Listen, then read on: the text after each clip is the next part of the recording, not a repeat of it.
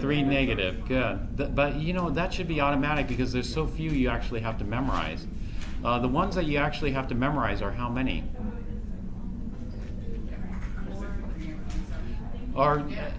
But if you haven't had a chance to review, it's okay, your notes. But you know, since we didn't do lab last week, I was hoping you would get started on the nomenclature because we don't want to fall too far behind. So this was just sort of kind of just to see where you're at with that. But we got to move on to the next one. But you still have time because you aren't going to be tested on nomenclature not until the next exam 2. You still have time. What page was the lab? Because I couldn't find it on the other. Okay, it's the page on the lab. Like in the very back. Does somebody have the page? Yeah, it's like in the very back. What was the name of it? I couldn't find it. It's called nomenclature. Experiment A. Experiment A, yeah. Experiment A nomenclature. When does that do? That one will have to do with the test then, since we didn't do it in class. Experiment A nomenclature. It's in a weird position. It's not numbered, so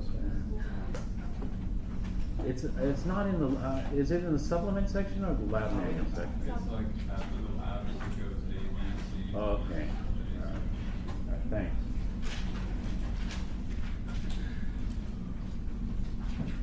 All right, since I've fallen behind, what I want to do is I'm not going to do the full PowerPoint on Chapter 7. What we're going to do is we're going to just hit the key points with the PowerPoints are too long. It's 32 slides isn't that long. But Chapter 7 deals with chemical formula relationships. So these are the learning objectives. Given the formula, you know, of a chemical compound or name, you know, state the number of atoms of each element in that formula unit. And so we've already been doing this, you know, like water. What's the formula for water? H2O. How many hydrogen atoms? 2. How many oxygen atoms? 1. How many total atoms? 3. So you know, learning objective 1 accomplished. 7.2, distinguish among atomic mass, molecular mass, and formula mass. We haven't done that, and so we'll talk about this. Calculate the formula. We haven't done this properly, but we did this for water. You remember doing water? You know, the differences in the water molecules with how much they weighed. And, so we already looked at this. Okay, define the term mole. So we're going to talk about the mole and its definition in this chapter.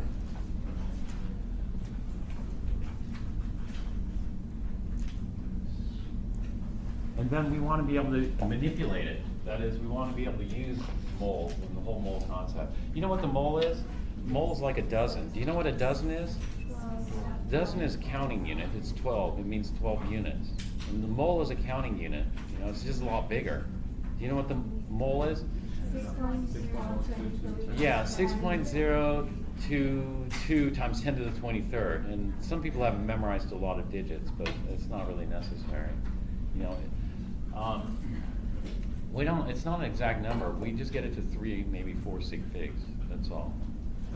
Okay. Then we have something called molar mass, which we'll talk about, and how to use that. So we'll take the mole concept, molar mass.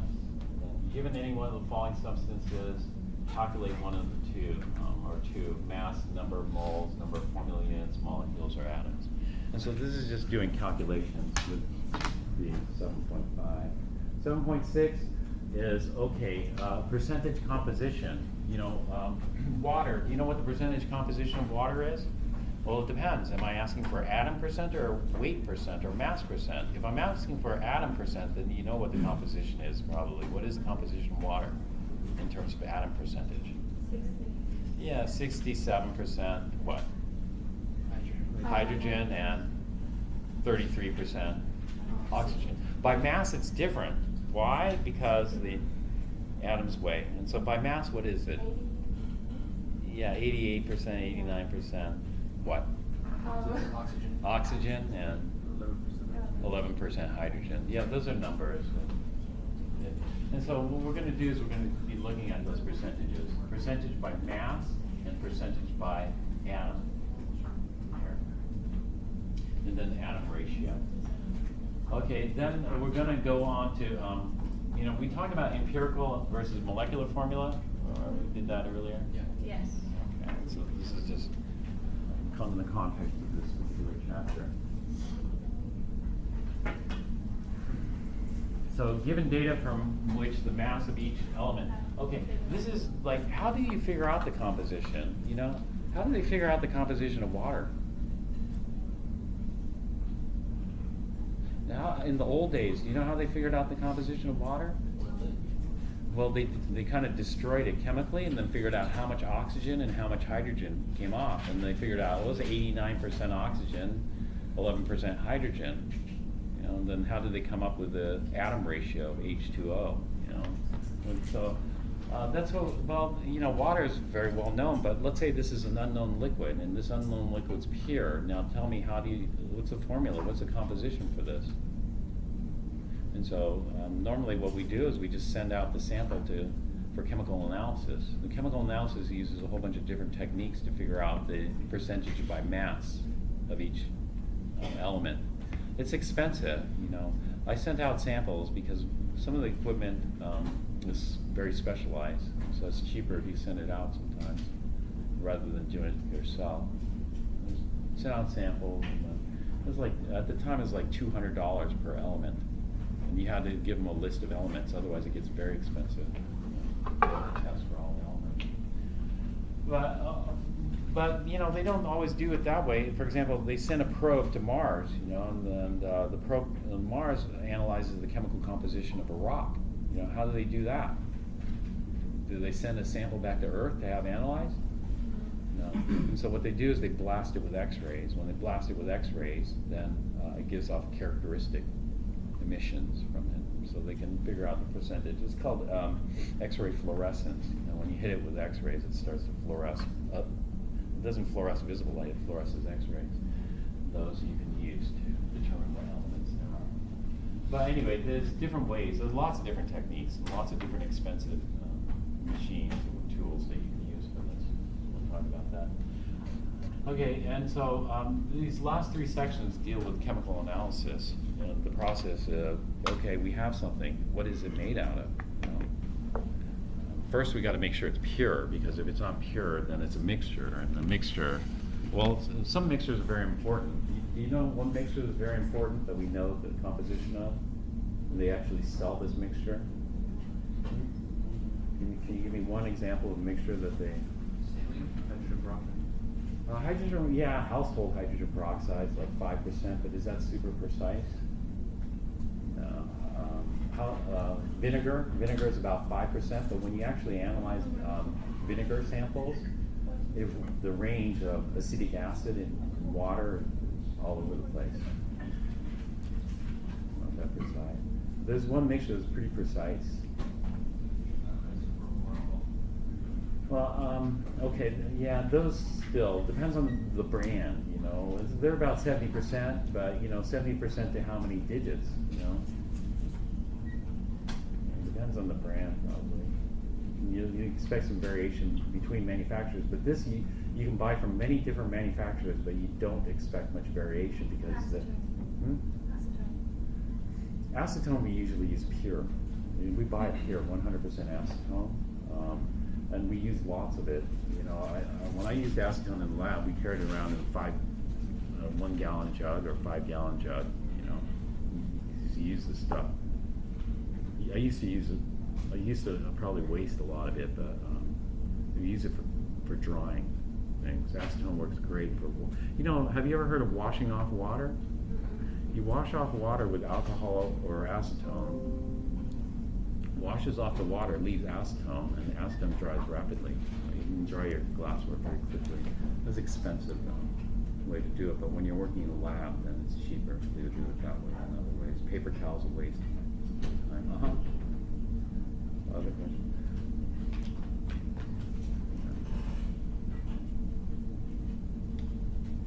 How about this one? 0.9% W over V. 0.9% W over B. Does that ring any bells at all?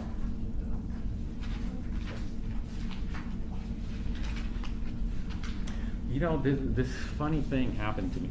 Well, you know, let me tell you an experience I had when I was at UCLA. When I was at UCLA, I was taking this class. There were only 6 students in this class. And the professor would be lecturing up here, you know, and then all of a sudden, this is the weirdest thing, all of a sudden, halfway through the lecture, he stopped. And then he walked behind everybody and then read their notes. And then he came back and made a comment, something of the sort that, you know, usually only about 30% of the information that he says actually makes it to the notes. The other 70% is gone. This was in physical chem. And so it's so true. Then I thought, yeah, that's so true, you know. If you could capture a higher percentage of that and remember it, then you're going to be, you know, because this was a class of 6 people. Those 6 people were all chemists. And so you could really, really excel. But anyway. Is it sodium chloride? Yeah. What do we call that solution? It's sodium chloride, that's right. Yeah, isotonic saline or saline. Yeah, that's it. And so that's an important mixture. But, you know, for the most part, if we want the chemical analysis of something, it's usually pure. You know, sometimes we'll do mixtures like isotonic saline. Is it really 0.9 or how close to 0.9% is it because you want something, you know, very close to that. Other mixtures, could be important ones, but for the purposes of this chapter, we're not dealing with mixtures, we're dealing with compounds, you know, elements, compound substances. The elements are 100% usually, so don't really have to worry about that. Well,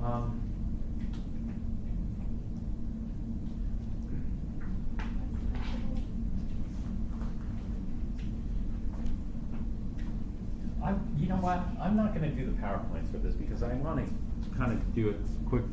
I'm going to go through this chapter a little faster. We're just going to hit these points on the board. I'm going to write this stuff on the board. And so, formulas, what are these? These are atom ratios. Like, for example, H2O. Oh, that's pretty convenient. But if we did mass ratios, it would be ridiculous. As far as mass ratios go, this would be, what was the mass ratio of water? You know, we could figure out the mass ratio of water. I'll do that really quick. I'm going to give you a little bit more digits here because water is going to be 2.02 divided by 1802.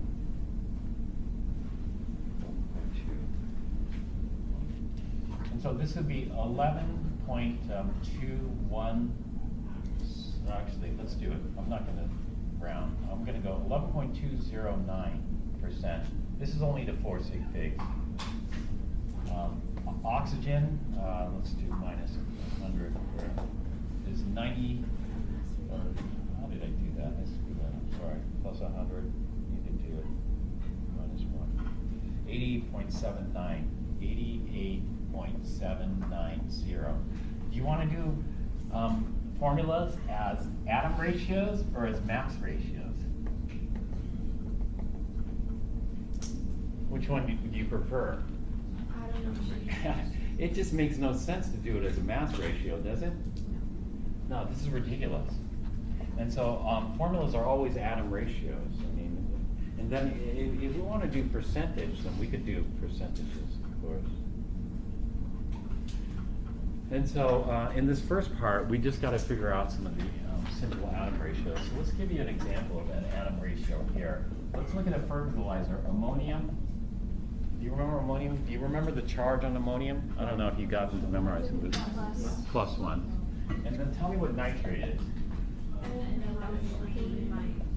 3 minus. And so ammonium nitrate would just be positive, negative. It just balances out. It's this.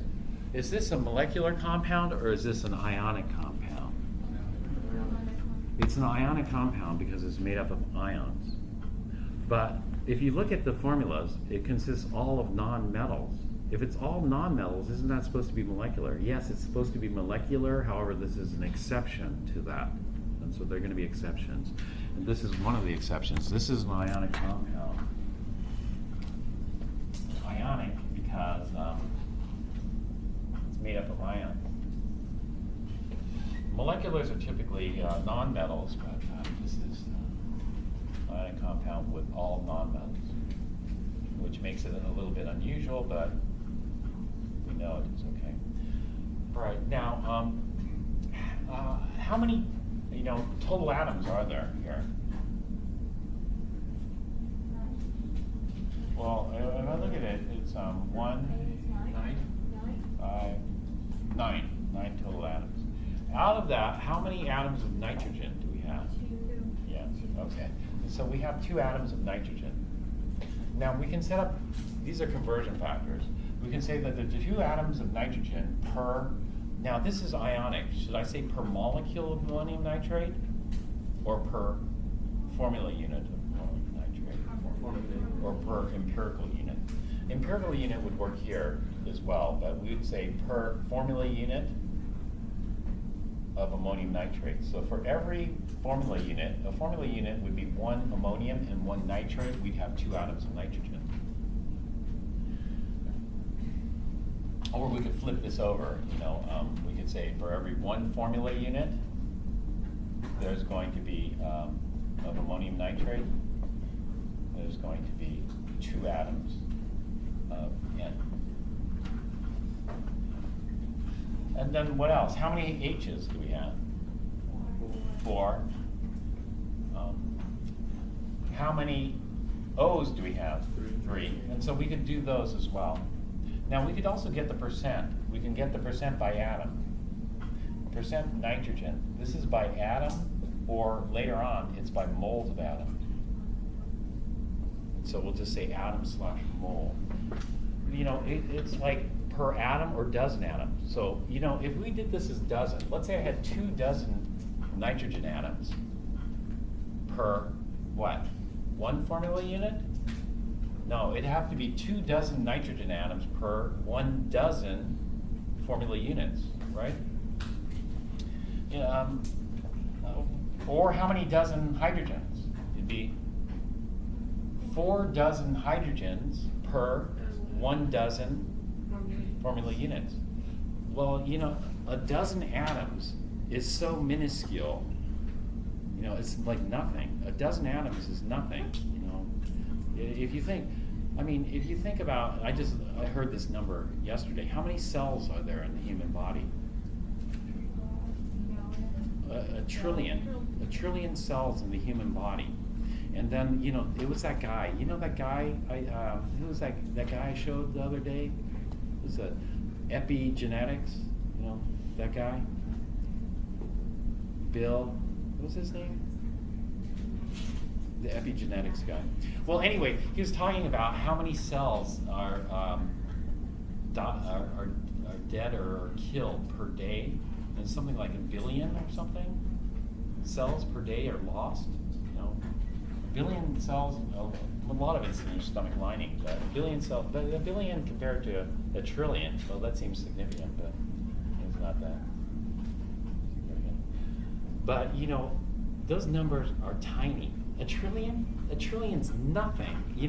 There's way. How many water molecules do you think there are in here? Well, let me tell you, I don't even want to do it that way. Let's do it this way. So I'm going to take 18 milliliters of water. About how much does 18 milliliters of water weigh, roughly? 18 grams. So I'll take about 18 grams of water like this. How many water molecules are in 18 grams of water? 18.02 grams of water? This is how many water molecules there are. That would be, I'm just going to do it to 3 sig figs. So this is 1, 2, 3, 4, 5, 6, 7, 8, 9, 10, 11, 12, 13, 14, 15, 16, 17, 18, 19, 20, 21, 22, 23. So there are more than than a trillion cells? Okay, trillion is 10 to the 10 to the 12. That is nothing. A trillion cells, even at, okay, more than a trillion, oh, all right, it's still nothing. It's nothing because in 18 milliliters of water, how many water molecules are there? Well, you know what this would be? Actually, maybe I did it wrong. Let me make sure I counted this right. 3, 6, 9, 12. This would be a trillion here, but it's way more than a trillion. What's the next one after trillion? Quadrillion. What's the next one after quadrillion? Quintillion, and then septillion. Okay. Let me make sure I got this right because I think I got this wrong. 1, 2, 3, 4, 5, 6, 7, 8, 9, 10, 11, 12, 13, 14, 15, 16, 17, 18, 19, 20, 21, 22. I did. I got it wrong. I knew it was wrong because it's not supposed to be 60. It's supposed to be 602. There it goes. But you know, I don't know quadrillion, septillion. I don't know those. So the way I do it is I know thousands, 100,000, million, billion, trillion. I know trillion. And so we'll just do it mathematically. A trillion, and then this would be a million. And so there are going to be 602 million trillion water molecules in 18 milliliters. You have way more than that in your body. You know, and so the number of cells is minuscule compared to the number of molecules, which is minuscule compared to the number of atoms in your body. And so if we're talking about a dozen is nothing, right? And so, you know, a dozen's too small, so we have something much bigger. That something much bigger is not a dozen. Do you know what we call that something much bigger? A mole. And so when we're doing the percent, you know, this could be a dozen, 2 dozen atoms of nitrogen per 1 dozen formula units, or this could be 2 moles. If we have 2 moles of nitrogen atoms, then we'll need 1 mole of formula units. And so this is why the atom mole percent are the same. I could write atom, dozen, mole percent are all the same, right? Because I could use dozens if I wanted to. Where did the number mole come from? Like, where did they get 6.02 times 10 to the 23rd? That's, you have to know the definition of that, but we're not there yet because that's in section 6.3, I think. So this is just, you know, what I'm doing here is I'm just trying to get some repetition going. So I'll try to introduce you a little bit, and then we'll talk about it in more depth later. But right now, I don't want to just say, okay, we're going to call that an atom percent, and then later on add mole to it. I'm just start calling atom mole percent, which is usually what people do. Or atom dozen mole percent, it doesn't matter. And so what is the percent nitrogen? Okay, what's the formula for that? It would be 2 what? Okay, 2 atoms of nitrogen per 9 atoms total times 100%. And that's going to give us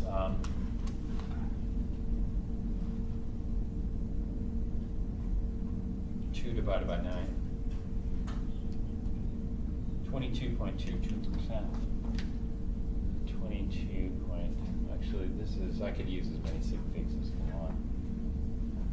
It's pretty much exact.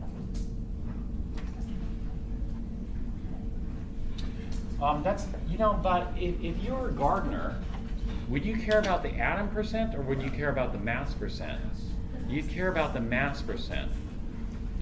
And the mass percent, we're going to have to use something called the formula mass, or the, yeah, the atomic masses as well.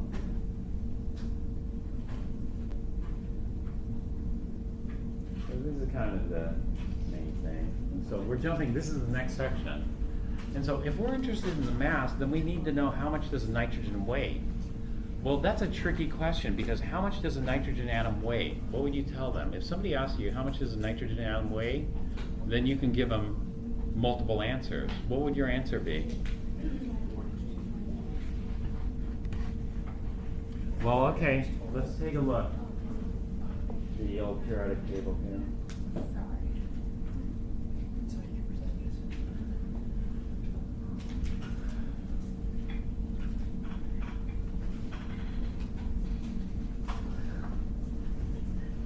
How much does nitrogen weigh? About 14 moles. About 14 U, that's correct. Which tells me, you know, if it's about 14 U, then probably the most abundant isotope is around 14. Right? And in fact, in this case it is. You know, it could be that it's halfway, you know. For example, there are other examples where it's more halfway. Well, fluorine, no, fluorine's very tricky. You should know something about fluorine. Oh, chlorine. Chlorine is trickier because it is halfway between, there are two isotopes for chlorine. And it's only 1/4 of the way. Because there's chlorine 35 and there's chlorine 37. And when you look at that mass, it's 35 point. Yeah, so it's around 35.5. If it's around 35.5, that tells me, well, if it were 36, it would be 50-50. So 35.5, it must be More 35. It should be more 35. Now, can you guess the ratio, the percentage? It's 75% 35, 25% 37. Does that make sense? That's because of where it sits. And so it might be, there might be two isotopes of nitrogen. One isotope could be 13, the other 15, and it's halfway. But, you know, it's got to be close to 14. It turns out that nitrogen 14 is the most abundant, by far the most abundant. But if somebody asks you what the mass of the nitrogen atom is, then there are two answers. One would be this number here, which we call, what is this number called? The atomic mass, which indicates what? The mass of what? The element of nitrogen. The average mass. Yeah, that's what I'm looking for. It's the average mass of all the isotopes. Is there, let me ask you this. There are multiple isotopes of nitrogen. Am I going to find an atom of nitrogen that weighs this 14.0067 in nature? No, absolutely not. There's no atom of nitrogen that weighs this. This is just the average mass. And so one is we can just give them the average mass, or two, we can do what? Give them the isotopic mass. Remember, the isotopic mass would be the mass of an individual isotope. And so for this one, you know, the easiest thing to do for this one is just to use the individual isotopes or the averages. Should we do?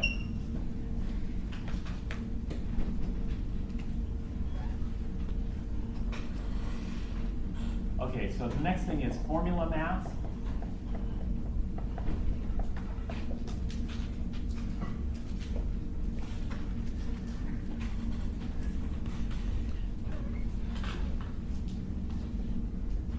There are two views we do of this. The particulate view.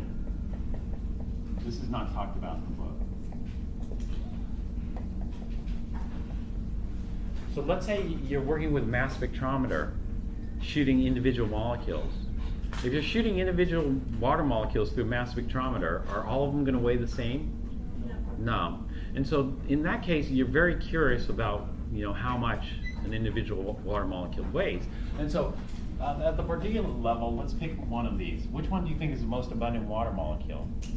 Probably with the H1, and then which oxygen? Do you recall which oxygen was the most abundant? 16, and then H1. This is going to be the most abundant. And so if we shot this molecule, how much would it weigh? Now, is this oxygen going to weigh 15.9994 U? No. No, because this is not the mass of this isotope. This is the mass of the average. And so in order, in order to get the mass of the isotope, where should I look? Where can I find the mass of the individual isotope? Am I going to get it off the periodic table? No, so where can I find it? Yeah, the book. What was that? What was the name of that book? The expensive one? Yeah, the expensive one.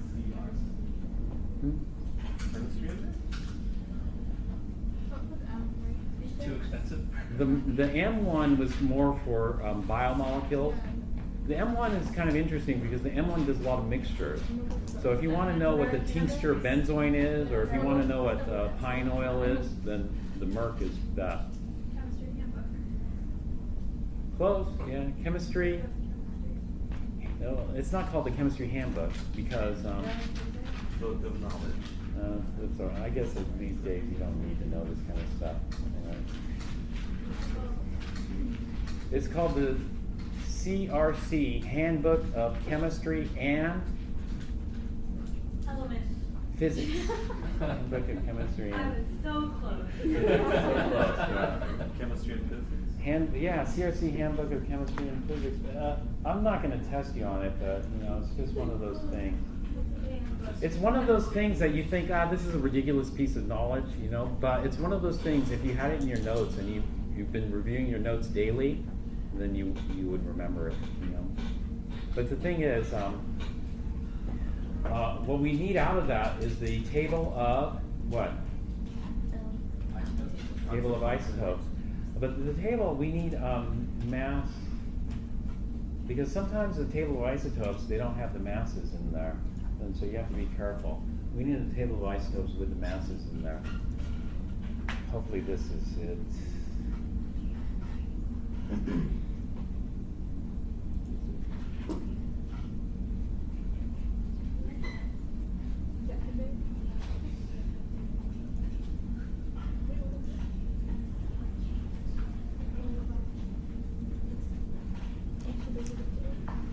All right, so this isn't as, do you recall how many decimal places the CRC had the masses to? 6 decimal places? It was huge, right? Yeah. Well, that's all you need to know. This one, is it as precise? No, they rounded these ones. It's all right. We're just going to use it as is. And so hydrogen is what? How much does a hydrogen weigh? Depends which one. Hydrogen 1? 1.0078 U. And then how many of these do we have? 2. So we have 2, and so therefore we're going to double that. So what does that come out to? This is going to come out to 2.0156.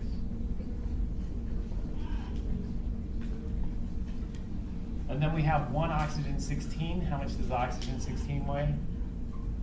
15.995. 15.995 U. I shouldn't have grabbed this table.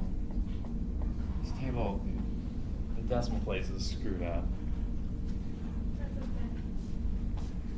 But it's okay because how many sig figs are we allowed at the end? Well, no, it's not sig figs, it's how many decimal places are we allowed. How many decimal places are we allowed? 3. And so when we add this up, it's going to be 6, and then 5 and 5 is 10, 11, 10, 8, 18.010 sub 6 U. And so this is how much this weighs here. This is going to be 18.0106 U. And so what should we call this mass? We call this the molecular mass.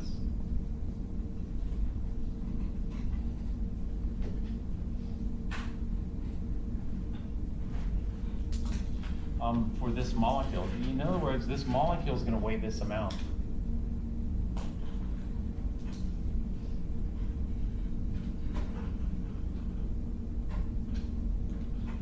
Is molecular mass ever in terms of moles? No. Eventually, there's a relationship between molecular mass and moles, but it has to do. This is for a single molecule. How much do a dozen of these molecules weigh? 1 dozen of these. Well, it would be 12 times this, right? Okay, now I'm going to I'm gonna throw something out there. I haven't told you what a mole is. Actually, maybe I did. Somebody mentioned it.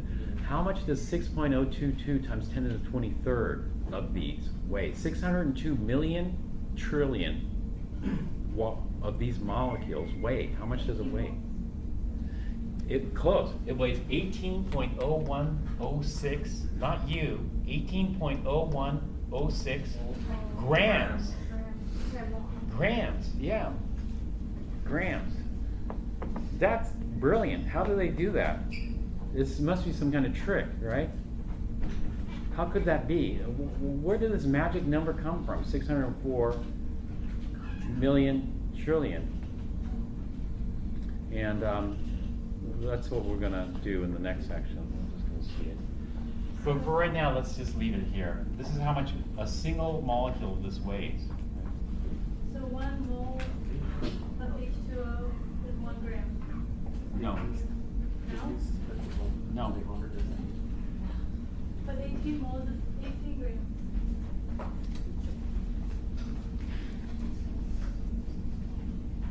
All right, let me just do this as an aside here. We'll talk about this.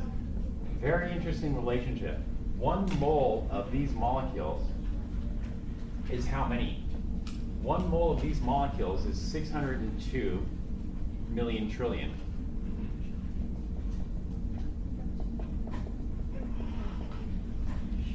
And how much does it weigh?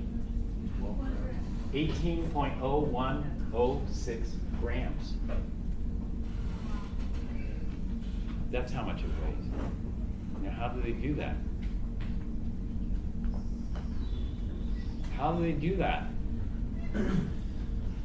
It's a trick, and it's done on purpose this way.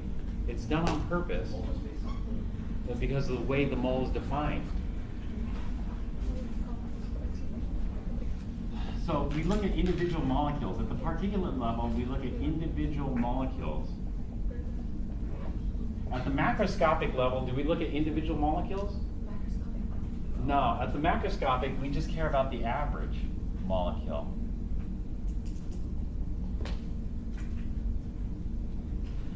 Okay, now for the average molecule, we take the average hydrogen, combine it with the average oxygen and the average hydrogen.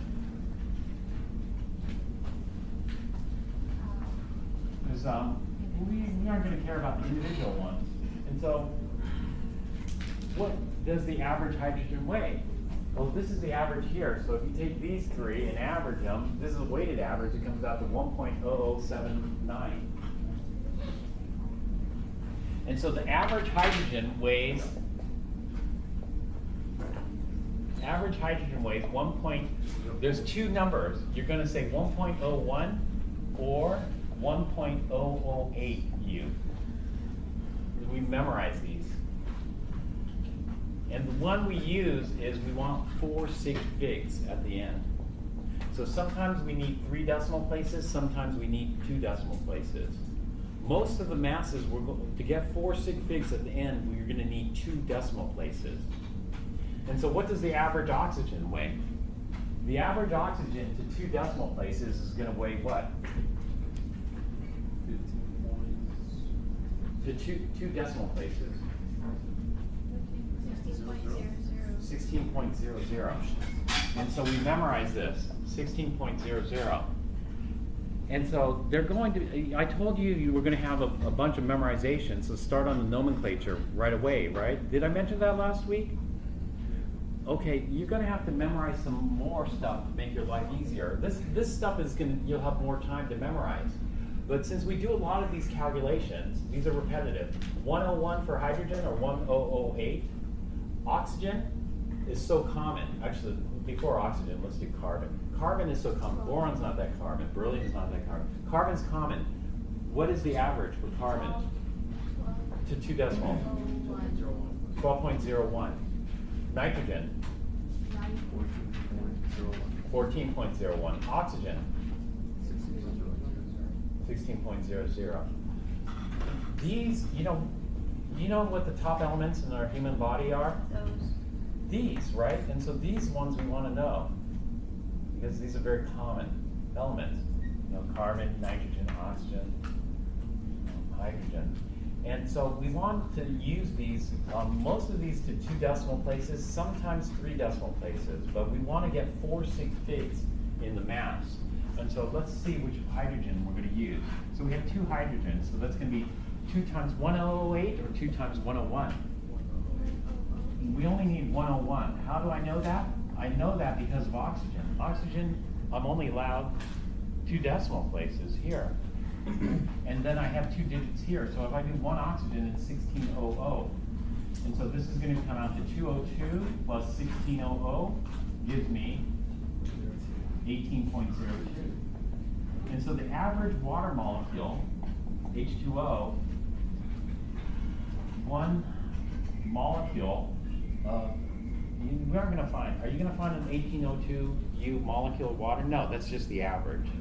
And so the average water molecule weighs 1802 U. Therefore, if I have a mole of these water molecules, do you know how much it would weigh?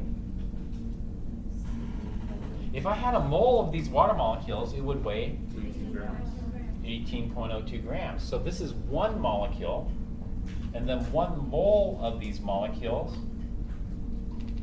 is going to weigh 18.02 grams. This is why I did this. If I measure out 18 grams of water here, then I know how many molecules I have. How many molecules did I say I had? 604 million trillion. How did I know that number?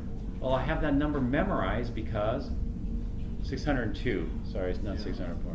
602 million trillion, I have that number memorized. Why? Because that's the mole. Do you have a dozen memorized? What is a dozen?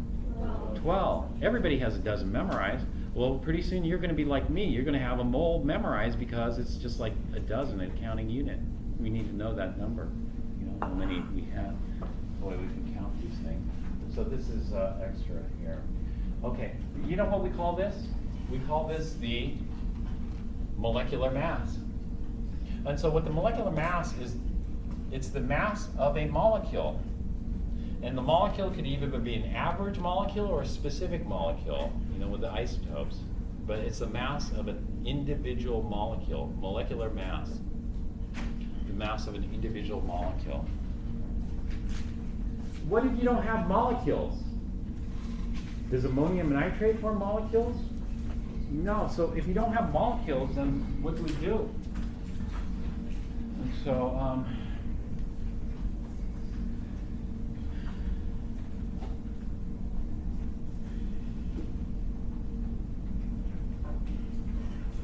then we have another name for it. If we don't have molecules, then we don't want to use molecular mass. Instead, we should use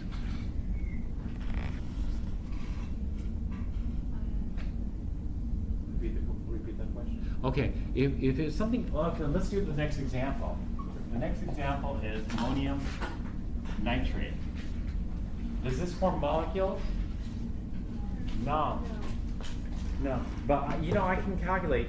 I'm just going to use the average. Let's calculate the average, but I can't call it the molecular mass. But I'm going to put it in quotation marks because we need to call it something else. Average molecular mass. We'll X out the molecular because it doesn't. And so what I do is I have 2 nitrogens, right? And what does the average nitrogen weigh? 1401.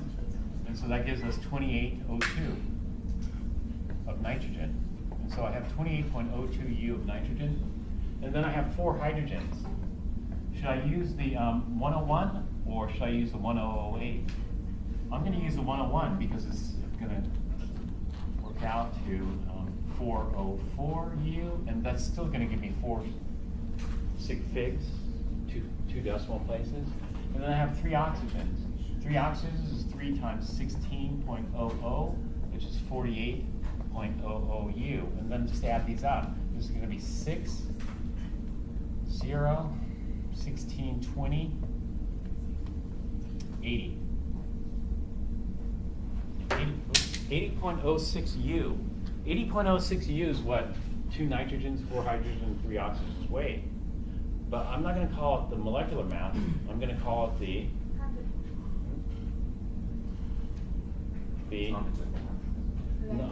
atomic mass would be for a single atom. Formula mass. I'm gonna call this the formula mass. And so the formula mass is the mass of an individual formula unit. And so this is the mass of an individual formula unit. An individual formula unit consists of one ammonium ion, one nitrogen ion. Formula unit. Okay. All right, we'll take a break here and then start up again.